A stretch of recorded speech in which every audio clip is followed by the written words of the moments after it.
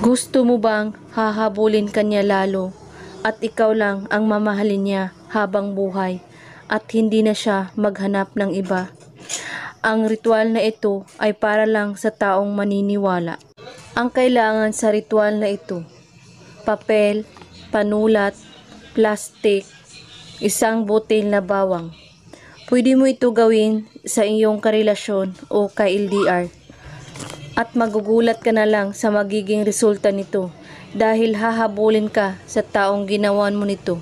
Kailangan magfo-focus po kayo sa paggawa nito at buo ang inyong paniniwala sa paggawa at walang ibang iniisip at pagdududa.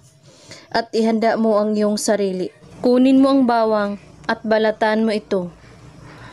At pagkatapos, isulat mo sa papel ang pangalan at apelyido niya ng 7 beses. At kunin mo ang bawang na binalatan at ilagay mo ito sa gitna ng papel. At pagkatapos, banggitin mo ang pangalan at apelyido niya. At sabihin mo, hahabulin mo ako at iparamdam mo sa akin kung gaano mo ako kamahal. 7 beses mo ito ulit-ulitin. At pagkatapos, ibalot mo ang bawang sa papel at ilagay ito sa plastic na maliit at ilagay ito sa inyong damitan or cabinet.